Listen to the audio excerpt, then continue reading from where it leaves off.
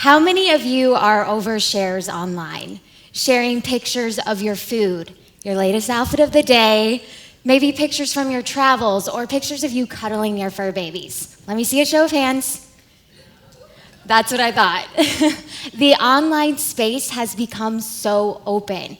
People even comfortable enough sharing something as personal as this.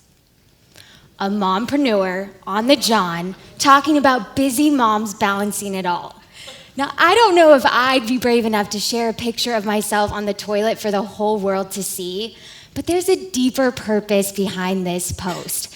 And in the caption, you'll see that it's geared towards the busy mom who is sitting on the sidelines, not going after what she wants in life. And the point of the post is to jump into action and to get shit done, literally. So I know some of you may cringe at this woman's technique or do a double take like I did.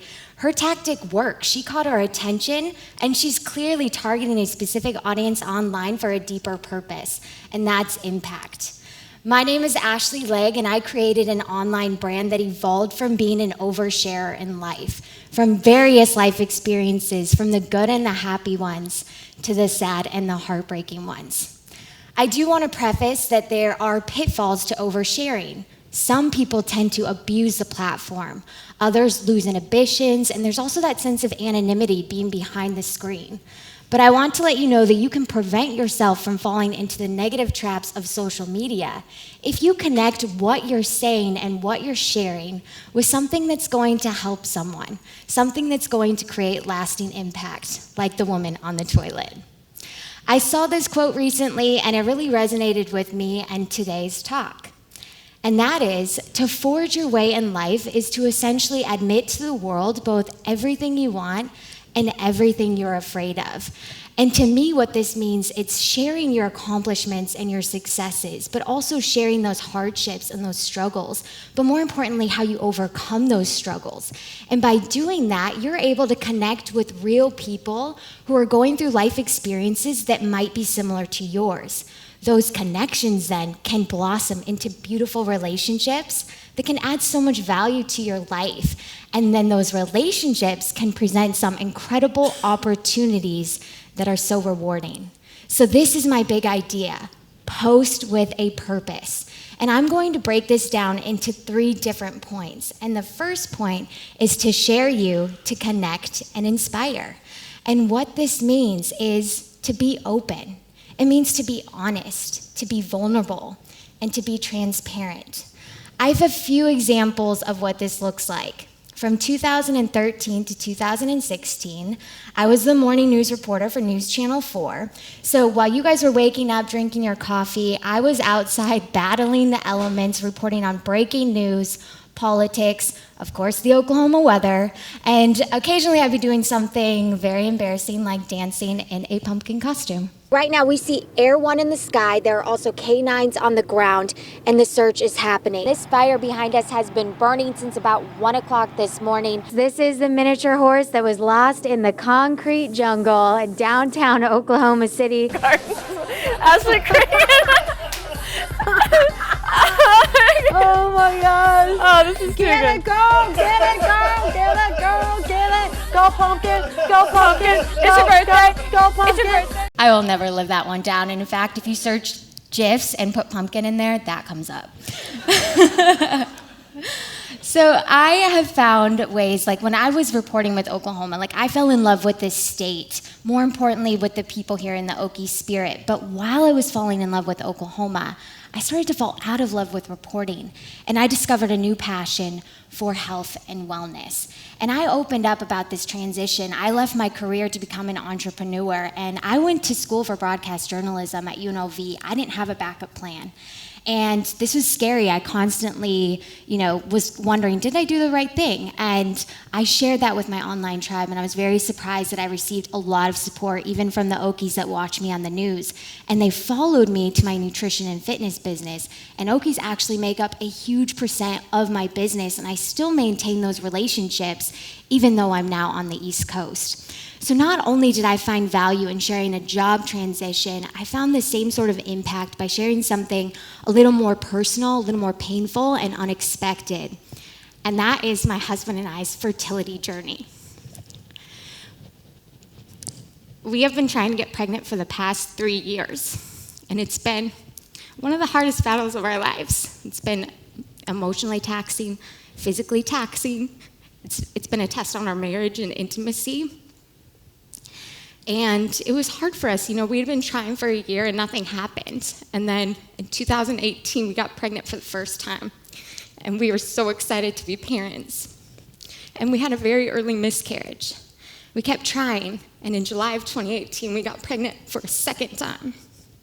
We lost that baby as well. In October, we had a chemical pregnancy, which is a very early miscarriage. We haven't given up, but it was very hard for me to show up as my motivating and happy self when I was dealing with so much pain. We felt broken.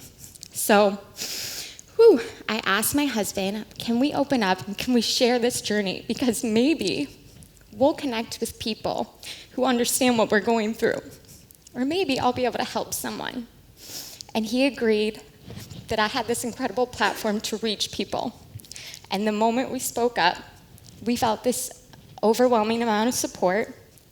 We have a community that has given us hope. We opened the conversation about a taboo topic that a lot of people just don't speak about. There's some judgment behind there, and we no longer feel alone. We no longer feel like outsiders. We no longer feel incapable, and we know we're going to be parents one day. Not only has sharing me allowed me to connect and inspire with different groups of people, this tactic has also helped with global icons like Oprah. Oprah has been very open about social media, and she talks about how it's enhanced the way that we communicate and that everyone gets a stage to say, this is just not what I'm doing, this is who I am, and this is what I love. And if you go to Oprah's social media, you connect and you're inspired with her because she shares real things. And she shares rainbows and gardening and her fur babies and influential people she meets in her life. And you're able to relate to her. She also has addressed the negative impacts of social media, and she says when haters show up, she just shuts down and she doesn't fuel that fire. And what she does know is she says social media is about spreading the frequency of good vibrations. So I want to take you to the next point. Now that you've shared you to connect and inspire, the next point is to build relationships to crowdsource your online tribe. And what that means is just gaining trust with your community. It's being a human interacting with a human. It's taking time to comment, to like, to share, to slide into those DMs, which I know is very popular. And you can weed out the bad relationships because you'll be able to cultivate the good ones. But Oprah does a really good job about this. She uses Twitter as a way to engage with her community. And she asks direct questions that we can all relate to and that we all have our own answer for. Like the example on the screen, she says, we all have a reason to get healthy. What's yours? And you can imagine the responses went crazy. Thousands of people answered this question. So now that you've shared you to connect and inspire, and you've built those relationships to crowdsource your online tribe, this is the gem. And that's to seize opportunities to create lasting impact. I do have a few examples of this as well.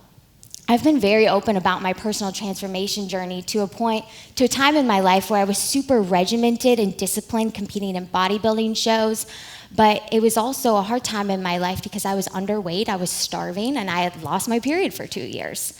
Then I shared another part of my life where I was not as into fitness. I was drinking a lot and I was eating a lot of Taco Bell, and fitness just wasn't a huge priority. And now my main goal is to share the balance that I finally feel like I found. And because I can empathize with my clients, I understand the highs and lows, and I know how hard it is to make small sacrifices for a bigger reward, which is to feel confident within. I've been able to inspire and help people find their version of a healthy lifestyle. In regards to fertility, we have created an online tribe and in-person tribe that leans on each other when we need it the most, that mourns when those unfortunate times happen, but also celebrates when those miracles happen. And we're there, we understand, we can relate to each other and just be there for support. And Oprah, of course, I could go on and on about the opportunities that she's seized, and she has so many accomplishments. And I truly believe that's because she shows up as her true, authentic self. She connects and she inspires with us, and she also, takes the time to build relationships and get feedback from her community.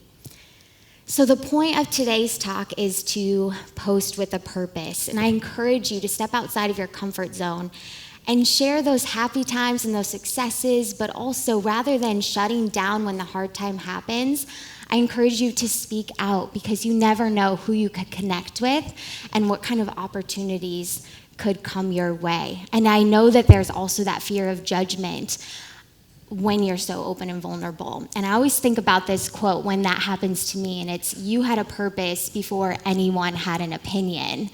And nobody is you, and that is your superpower. And the world deserves to see you, to hear from you. And so if you want to try to embrace this concept of sharing with a purpose, think about the 5 people closest to you in your life and start sharing your journey with them. And those quality people are going to allow you to be your authentic self, which then opens your mind and opens your heart to the possibilities. Vulnerability does not mean weakness. Vulnerability is courageous. So I encourage you, to connect and inspire, to build those relationships, to crowdsource your online tribe, and to seize opportunities to create lasting impact. Thank you.